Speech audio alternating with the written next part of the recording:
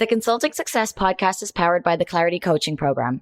If you'd like to work directly with the Consulting Success team and receive personal coaching and support to optimize and grow your consulting business, marketing, and revenue, visit consultingsuccess.com to find out more and apply. Welcome to the Consulting Success Podcast. I'm your host, Michael Zapersky. In this podcast, we'll dive deep into the world of elite consultants, where you'll learn the strategies, tactics, and mindset to grow a highly profitable and successful consulting business. Hey everyone, it's Michael Zapersky, and today I'm here with Dan Burgos. Dan, welcome. Hi, thanks, Michael. So Dan, you're the president and CEO of Alphanova Consulting, a management consulting firm that works with manufacturing companies, really to help them to improve their operations. And your clients include some very well-known organizations like SpaceX, United One International Laboratories, Orkin Canada, and many others. You started your business in 2016, if I'm not mistaken. Take us back to that time. Like what drove you to start your own firm? So, we've had conversations about this in the past, but I always knew that I wanted to start my own business. If you go back to the 90s and even the 80s, my dad, he's an entrepreneur, and he planted that seed when I was a child. So I always knew that that's what I wanted to do. And so it was just over time that I knew what I wanted to do, but I didn't know how to do it or what kind of business would it be.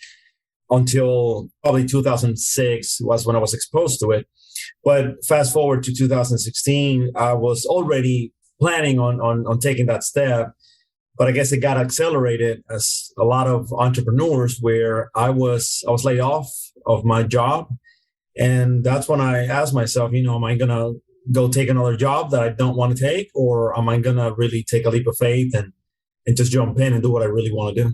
Yeah. And you've had a very interesting kind of journey to this point, which we're going to get into because I think there's a lot of lessons and insights that I think people will find valuable. But before we get to where you are today and the current state of the business and the growth that you've been experiencing, let's go further back. So you mentioned that you were exposed to the world of consulting about 10 years or so, maybe even before you kind of pulled the trigger and started consulting. What were the early jobs when you kind of got out of your early education? What were the kinds of roles and the types of companies that you worked at before you actually started your consulting business? So I worked back when I was in college. I was working for an airline, a very well-known airline, and did a number of different jobs just in the operations of it. But towards the end of it, there was an opportunity helping improve their efficiencies in a lot of their departments. And that was, I guess, my first exposure formally as an employee to do that. But I knew that I wanted to find my home in manufacturing. And so that's what I always had in mind. And so I worked for a mattress manufacturer, making improvements, being their internal facilitator of improvements. Eventually, I moved. And one thing I think it's fair to say is that I always knew that I wanted to see something completely different. Every time I changed jobs, I purposely targeted something completely different. So I went to work for an oil and gas company. And they had a machine shop, which was completely different than a mattress manufacturer. And then from that, the role was making improvements as well in the operation, facilitating. But then I moved to a medical device company. And at that point, I wanted to basically walk the walk. A lot of what I do, I have to teach people and I have to help them change their habits. And, a lot of people that do what I do can probably connect with this. People always say, you can't find the time, you can't do it, it's not that easy. So I said, okay, I have to put myself in their shoes, like really put myself in their shoes. And I went and seeked out a job managing operations. So I said, I know what I know. Now I'm going to go use it in the role of managing operations because I wanted to prove it to others and myself that it could be done. And I was able to do it. I was able to manage an operation. And then I transitioned into more like the warehouse scheduling, the logistics of the business, if you will. After that, I went to work for an aerospace company that made cushion seats, the cushions where you see your back and armrests and so on. And I was doing supply chain, which gave me, I guess, a better understanding of the operation because I already been included into other aspects, but not that one. And that's when I went into consulting, but I did it as an employee of another organization, a small boutique. And then that's when I was laid off and decided to go independent. It's on my own company. Yeah. And so when you were working at that boutique consultancy as a consultant, were there any big lessons, anything that you learned that even today you still use or that you find or found to be really helpful when you went out and launched your own consulting business? Unbelievable. Yes. Too many to name. It's amazing when you're able to work with effective leaders, the things that you learn and the growth you experience. And that was a great deal of what I experienced at that time. But some of the lessons I learned was it's just some of these principles. For example, never put the issue ahead of the relationship. So that's one thing. If you're really going to build a partnering relationship with your client, if you win the argument at the expense of the relationship, you lost. It's just so many, to be quite honest with you. I guess the main one was I'm an engineer by trade. And so I'm very analytical and numerical. And in addition to that, to top it off, my personality is very organized, very structured.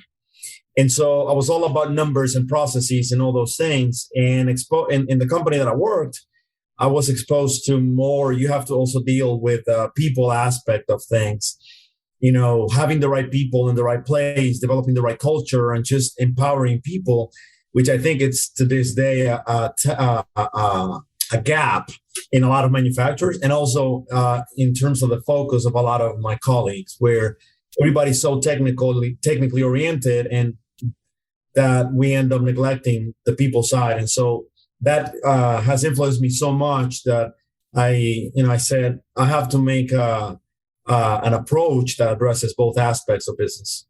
You mentioned two words just a few moments ago where you said effective leaders, right? So you said it's amazing how when you have effective leaders around you, how much you can grow as a person and how much you can learn.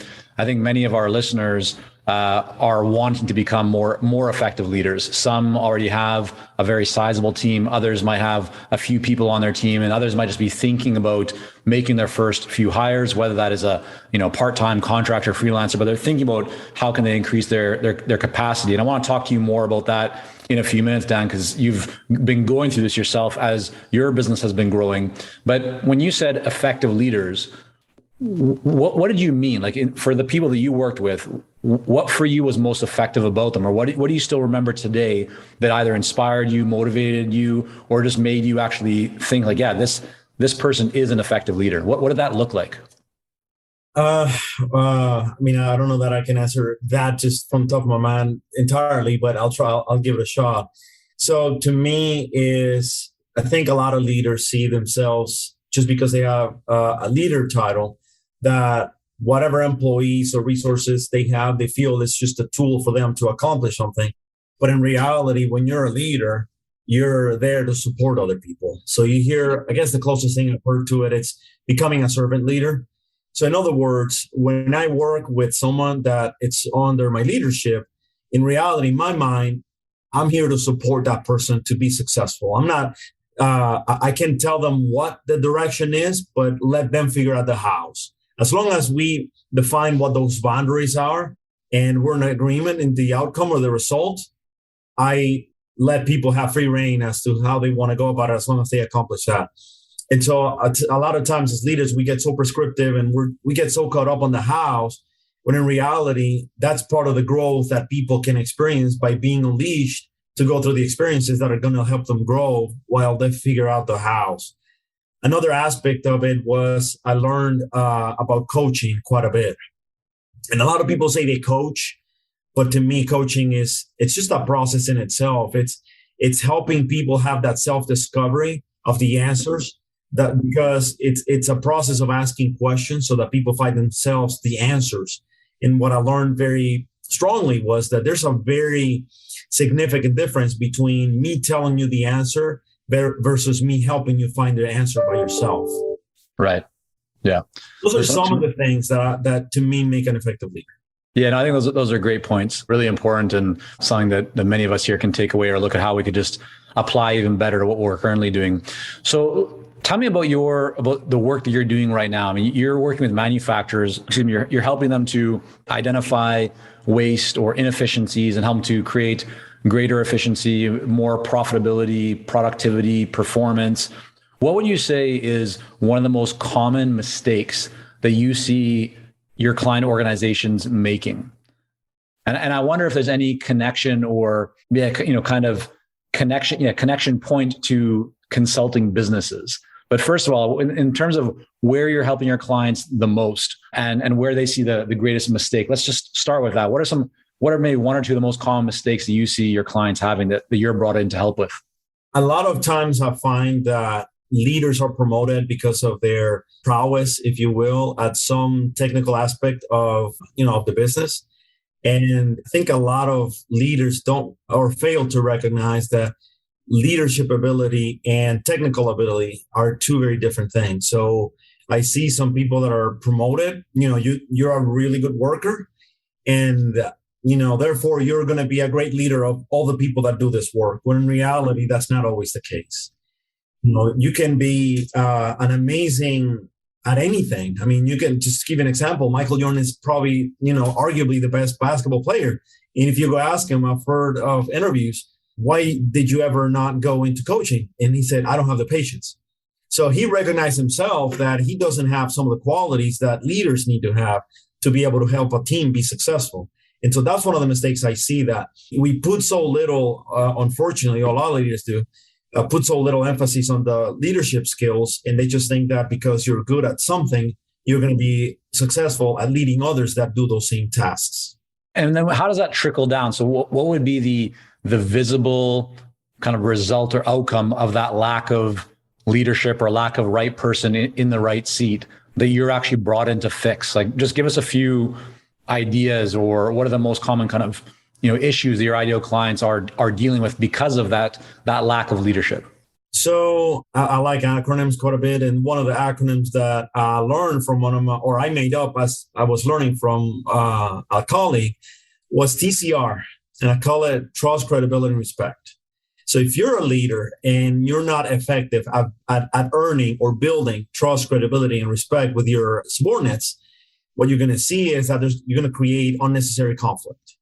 You're going to see the morale going down. You'll see productivity go down. You'll see that people, when they don't respect a leader because of their own behavior, their own shortcomings, then that starts creating conflict internally. In other words, if some people don't carry their load and I see the leader not addressing that, now I have a problem with both the person that's not carrying the load and the leader for not addressing it.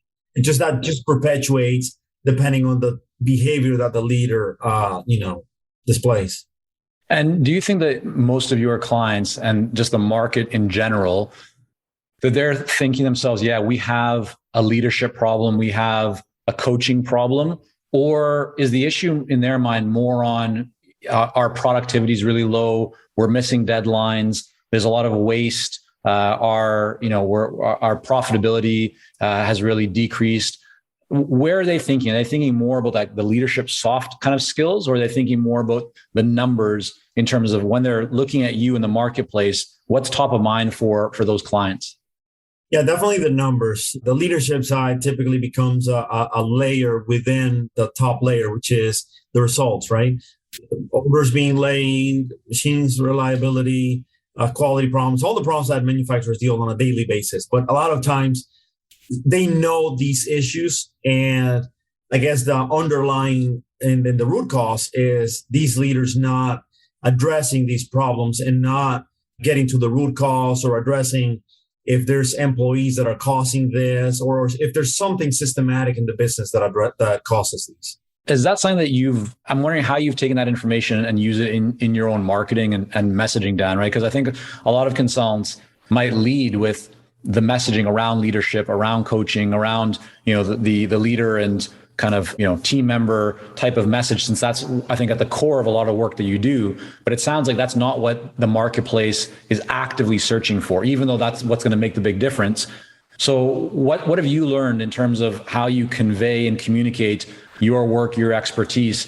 Has the focus been always on the numbers, since that's what people are thinking more about? Has that been a transition for you? Just speak for a minute about your experience of how you've taken this understanding of your marketplace and how you've brought that into your marketing and into your messaging.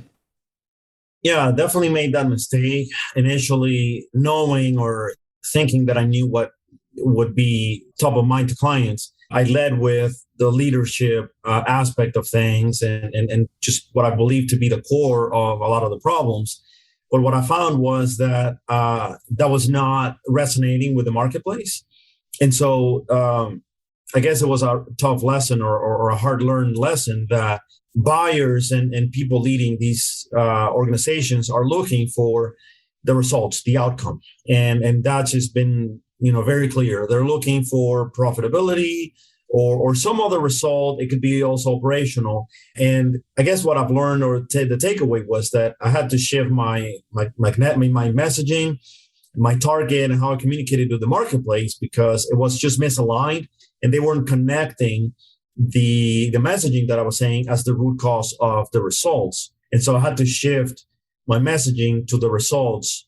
And that's when I started to have more success in attracting people and just at least recognizing what it is I do. And maybe while in a lot of cases, they're not necessarily looking for help in that regard, but at least it resonates where it's very clear that this is what we do. And when the time is right, they'll know that this is what, this organization does. Well, I want to get into the success that you've been having here very shortly. But first, I think it's important that we address something so people can really get a fuller picture of kind of what you've been going through. And I have to say, Dan, that one of the qualities that I really, truly admire about you, and I know that I've mentioned this to you before, and I've kind of been able to witness firsthand through some of the work that we've done together in the Clarity Coaching Program, but it's persistence and commitment. You are more persistent, more committed than so many people. Like, you just don't give up, right? You keep taking action, even when things don't work as you would initially kind of expect them to or want them to. You just keep at it, right? And now you kind of have come through that process, seeing the success. But where does that come from? Like, where does that mindset of persistence and commitment and staying the course, and even if you get knocked down, you get back up, where does that come from in your life? Is that something that you've always had it as a child? Is it something that you've developed very consciously over the years? It was definitely not conscious, because even to this day, it surprises me that people catch on to that very quickly. I've had a number of people tell me I've never met anybody that just don't take no for an answer. Never, ever. A client here a couple of weeks ago told me she was talking to someone else and she said, I don't know if you realize, but Dan is not going anywhere. So we need to get this done. And so I guess my earliest recollection was as a child. My mother told me, she said, there's no denying you when you get your mind up to something, it's like relentless. Like, you're not stopping until you get that, whatever it is you want. And God honestly, it comes to me effortlessly, because I guess that's how I'm built, or how I'm done, who I am. I can tell you that, I guess in the business side, there's a lot of influence from my father. He passed a lot of the entrepreneurial values. And even though I wasn't realizing it at the time, he just planted those seeds. And as a child, I was probably 8 or 9 years old when we would have these conversations, and he would say things like, there's a difference between being broke and being poor, and it's all in the mindset. And, life's hard. So the weak are going to fail. You have to be strong mentally. And just a lot of those things, I guess, influenced me. But to be honest with you, it's not a mindset. I didn't have to change ever. I've just always been that way since I was a child. Take me a little bit deeper into your upbringing, because you weren't born in the US, right? Just walk us through like where you grew up, what were things like as a young kid making that transition to a new country? So I'm originally from the Dominican Republic. For your audience, if anybody's not well in tune geographically, but it's a small island in the Caribbean. Our native language is Spanish. So I grew up there up until I was 19, so just out of high school. And I guess it got to a point where I always had very high aspirations. And I guess in my childhood, I can say I was fortunate to have access to cable television. So I had a lot of influence from the US in terms of, customs and preferences and all the things that kids like at that age. And, I always had that American dream. I always wanted to, I don't know how, again, as I mentioned earlier, I don't know how, but I know what I wanted. I wanted to develop a business and be successful and travel the world and do amazing things that people where I'm from will never do or never think to do. So eventually I left. I went to Puerto Rico and got into college. I believe it or not, just a tidbit, I wanted to be a prosecutor. That was my first career choice. Is that because you watched a lot of Law and Order back in the day? Oh yeah, that's my big one order buff. There you go. But the appeal of that is the investigative aspect of it and the perseverance you have to have and I guess the reward of accomplishing something that's very difficult. However, being an attorney is not an easy thing if you plan on moving around. So I desisted from that. And I guess the next closest thing that I could think of was what I studied, which is industrial engineering. So anyways, I finished my undergraduate there, started looking for work and continuing my studies in a master's.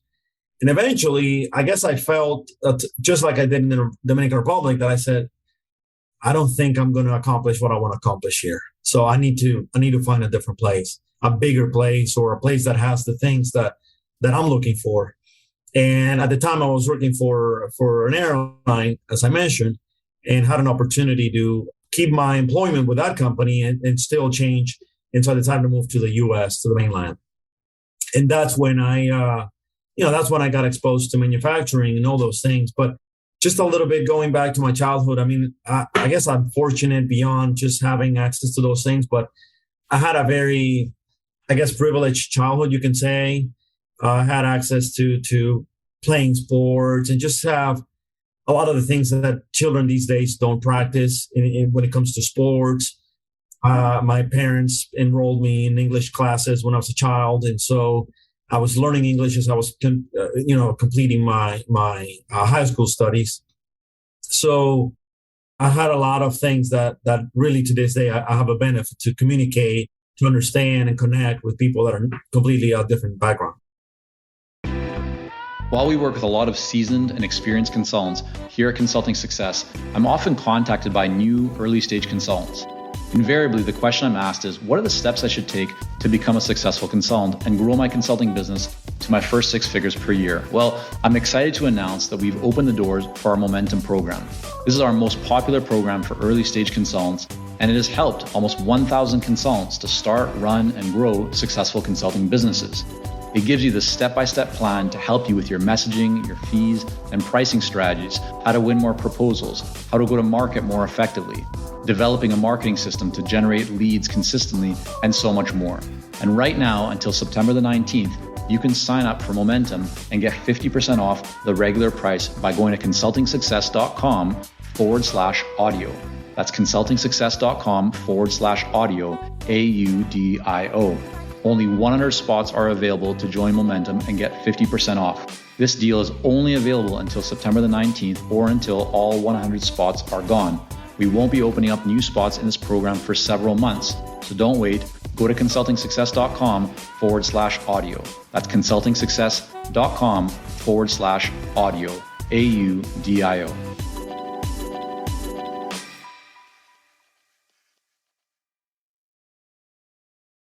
I mean, I think that's something that you and I both share, Dan. My background as a child, I played a lot of sports. I think my experience being very competitive in sports still to this day has an impact on me and my mindset and wanting to win, but also being a team player. And then languages, right? I mean, English is really not my first language, even though I was born in Canada. I spent several years in Israel. So I came back to Canada and didn't know English and surrounded by a lot of people that I didn't know anyone. So I felt like an outsider.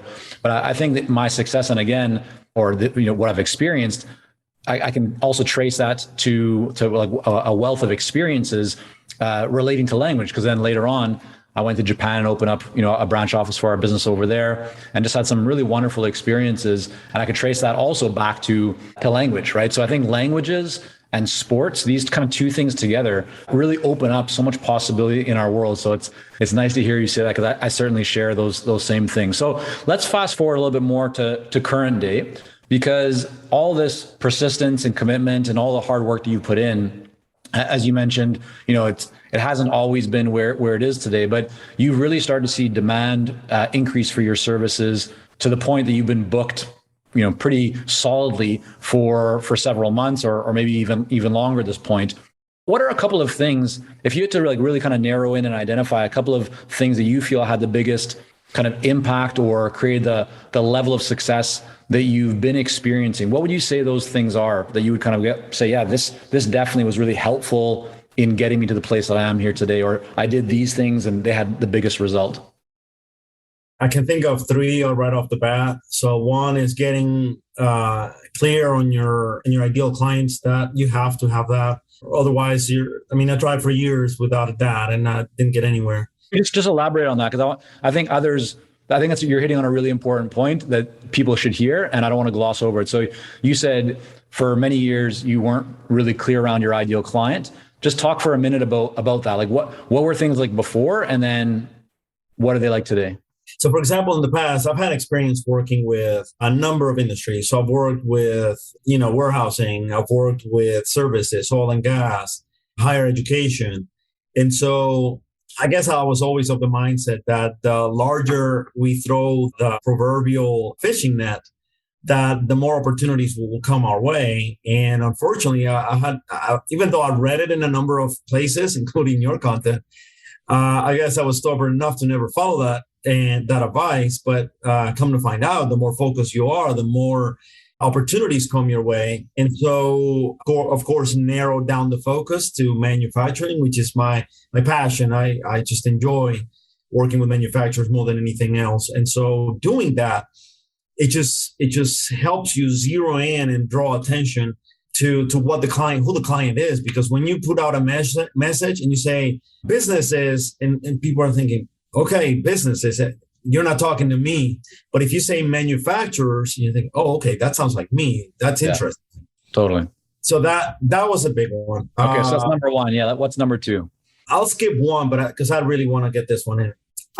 One of the things that I feel has helped me be successful in anything that I do, other than consistency and just that persistent, is really having a mindset or an openness to learn new things.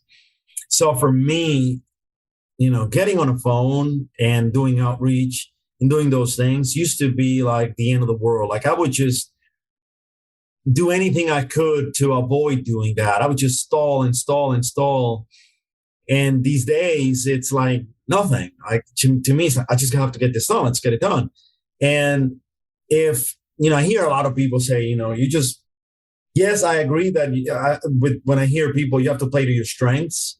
But at the same time, there's occasions where you have to be willing to step outside of your comfort zone and learn something new. So when you become an entrepreneur, it's almost inevitable, unless you have endless resources, that you're going to have to wear several hats. And so if you're going to be an entrepreneur, I would say one of the prerequisites or at least one of the circumstances you're going to find yourself is wearing those different hats. So having the openness to do that. I mean, I've learned so much more about the different functions of business in the last 5 months. I guess this is going to sound maybe controversial, but I have an MBA, and just the experience of actually running a business and doing the things that I learned theoretically in a college degree, it's just tremendous. But you have to have the mindset to be able to step out of your comfort zone. And if you have to learn a little bit about marketing and sales and accounting and so on and so forth, you have to have that mindset. What do you think was the big gap or the switch that you made to go from where you would look at doing things like outreach or phone calls or follow-up before as something that you would do anything to avoid? And today, I know, when you sent me an email earlier today, right, you were saying, here's kind of like what's going on. And I'm making phone calls even when I'm standing like at the airport, or like you're always doing stuff, right? Or maybe post that into the forum on the Clarity site. But I remember seeing that. I was thinking, I was like, yeah, Dan's just doing whatever he needs to do, wherever he is. What changed in your mind? Or what happened for you to go from, because I think there's probably a lot of people right now who are in that first camp. Deep down inside, they know they need to do more outreach, do more follow-up, whatever it might be, but they're not doing it for some reason. What advice would you have for them? And also, what did you go through to get to that place where you're just much more open to it now? And even though you may not necessarily love it, you're still making it happen. I mean, I don't want to sound corny, but one of my favorite players, it's Kobe Bryant. And I connect tremendously with this mindset. He says, if you do something over and over and over and over and over and over, eventually you're going to get good at it. And there's some people that have natural ability and they'll get there much, much sooner than you are. But if you have no choice, sometimes you just have to face the music and do it. And so that's been my mindset. I guess the transition was, at first it's intimidating to, talk to a stranger or not do, or do these things. And so I guess the transition for me was, I am not so much a fan of calling someone, just cold call. That's a little tougher, but nonetheless, it's something that from time to time happens. But I just started, I guess, connecting the activity to my desire. What's going to be the outcome out of this? So it's connecting it to your dream, to what you want to accomplish. You want to build a business. You want to be successful. You want to provide for your family. For me, it's freedom. I want the freedom. I want to be able to be in charge of my time and not depend on an employer to do those things. And so if doing more of that activity is going to lead me to get to that endpoint faster, I just have to accept it and do what I have to do to get to that point. And so what I need to do to get to that point is get better at that. And so after I make that connection, it's okay, let's just put the effort in to get better at it. And then you go to work and eventually it comes out. I've seen this with so many clients over the years where it's almost kind of coming back to the why, right? Like, why am I doing this? What's the end result, the outcome? Why did I leave that cushy corporate job or whatever it was to start my own business, right? It certainly wasn't for all the ups and downs, but there was a reason, right? It's that freedom, that flexibility, realizing your potential, spending more time with your kids or whatever it is for everyone's different, but there's a reason. And once you get really clear on that reason, then even when you might be feeling a little bit uncomfortable or you might hesitate to take the action that you need to, if you come back to that why or that reason or that desire, as you said, right, it helps you to then take that step. And once you do it and you do it consistently, you start finding that it's actually not as hard as you initially thought it was. And then it just becomes part of kind of your habit. So I think that's a really great way of looking at it. Demand for your services has been increasing, right? Your capacity, right, that's been an issue in terms of how do you keep serving more clients because people are wanting your help. So one thing that you've been doing is you started to build your team, to add people, to be able to increase capacity. Walk us through kind of what you've done in that area, Dan, and what are the steps that you took to be able to kind of increase capacity, free yourself up? Give us a bit of insight into what's been going on in that area in your business. So, I have to follow what I preach to my clients. And part of that is building systems and processes so that, things are scalable and transferable to new team members. So it started there. I built a collaborative site.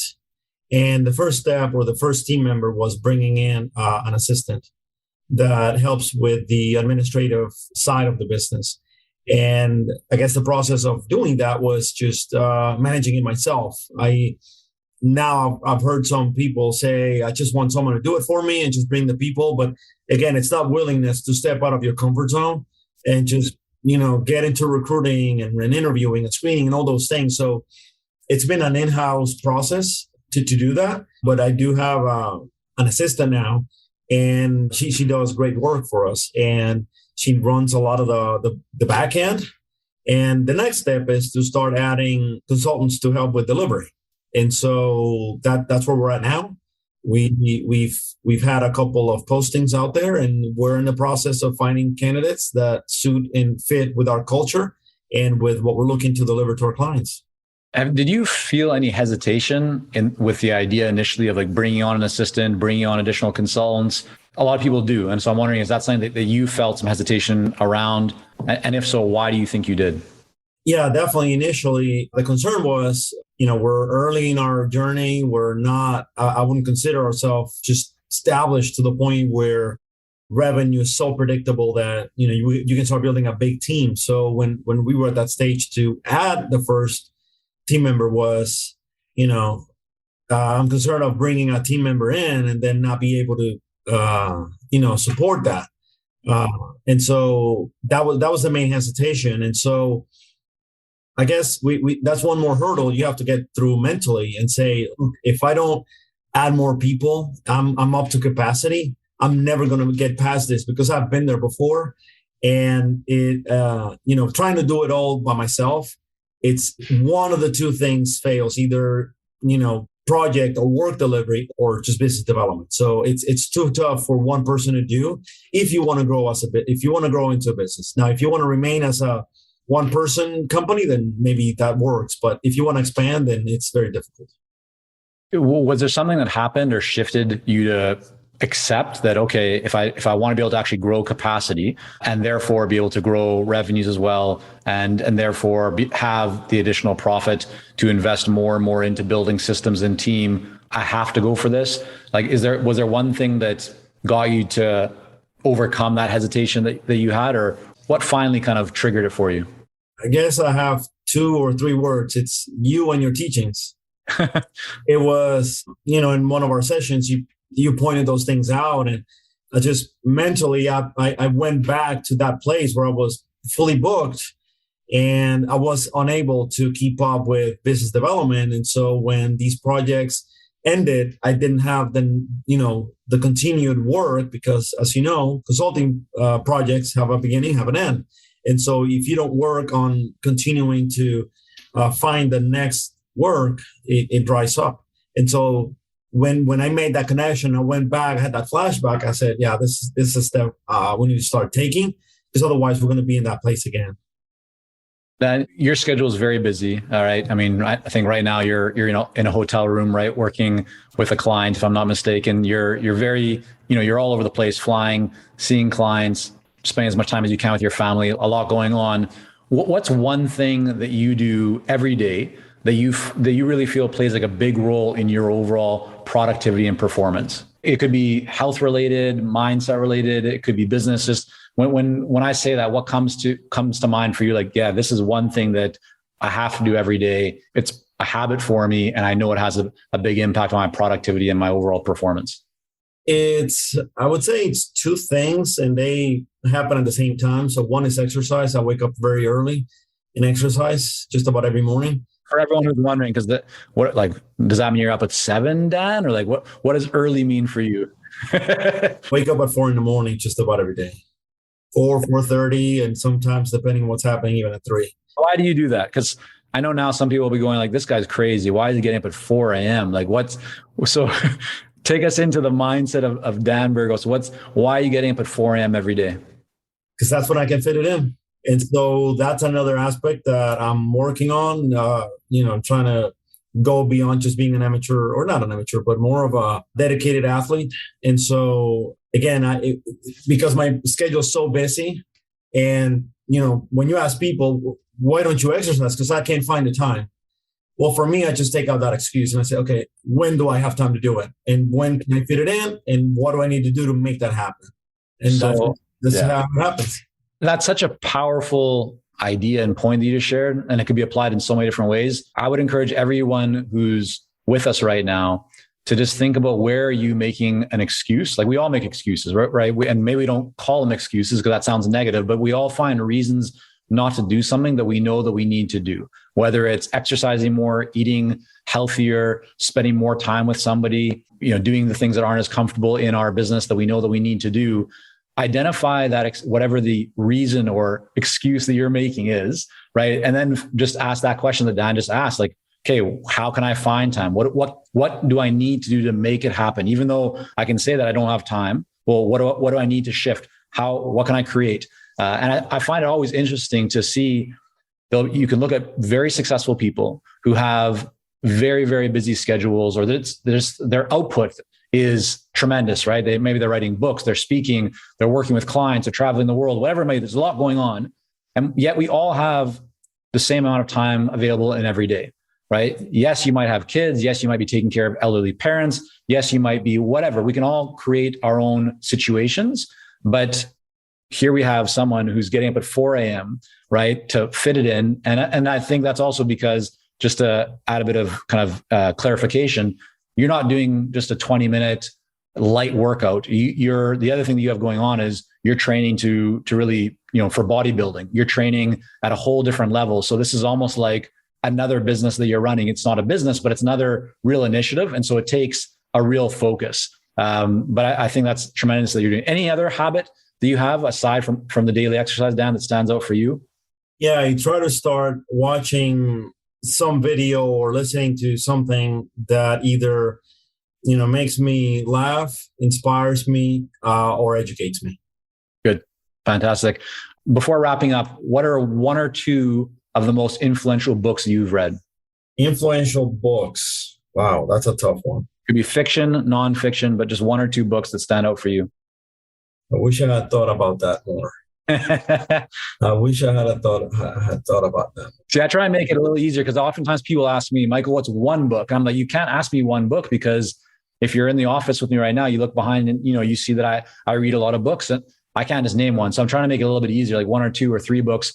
Just anything that comes to mind that you've read that you feel like, yeah, this has had an influence. You can pass if you want. I'm not putting you on the spot here. But... No. I wish I had. I can't claim I've read it, but I mentioned that I connect so much with the basketball player, or former basketball player, Kobe Bryant. So he's got a book that's called Mamba Mentality. I haven't read it yet, but I've seen a lot of videos of him explaining it, and it just that's one of the things I watch to inspire myself. And I haven't read it. I have a copy of it. I haven't read it just yet, but I'm sure there's a lot of inspiring mindset. So, for example, he had a lot of the habits that I do have, which is he waked up when he was alive really early, and he just worked at it and worked at something until he was good, and then move on to the next thing. And so that inspires me tremendously. Even though I haven't read all the details, I know the central message of the book. So if you want to develop that mindset, I guess that consistency, that relentlessness, I think that would be a good book to read. So speaking of that, Dan, have you read the book Relentless by Tim Grover? I have not. Okay, I'm going to shoot you an email afterwards. So Tim he worked with Kobe Bryant, a bunch of well-known basketball players. I think you'll really resonate with that book. So I'm going to get that over to you afterwards. But that'd be great. Yeah. So Dan, before we wrap up, I just want to say thank you so much for coming on here today, just sharing a bit of your journey to this point. I know there's so much more that we could dive into in terms of what you're working on, the details of your business. So what we should do is point people to your website just to learn more. I mean, is the website the best place for people to go? Or if people want to learn more about you and just see more about your work and about your business, where should they head over to? Yeah, definitely. Our website, the address is www.alphanovaconsulting.com. And of course, if you go to the About Us page, you'll be able to learn more about my journey and some of the things we do and the clients we serve. And of course, I'm active in social media. You can find me in LinkedIn. And of course, reach out and connect. And again, I'm always active in social media as well. You'll be able to see some of the things we talk, all the things that we command and share and so on. Fantastic. All right, Dan. Well, thank you again so much for coming on here today. All right. Thanks for having me, Michael. I appreciate it. Thank you for joining us on this episode of the Consulting Success Podcast. For more episodes and to subscribe, rate, and leave a review, head on over to iTunes. And if you'd like to develop consistent lead flow and a highly profitable consulting business, learn more about our coaching programs at consultingsuccess.com.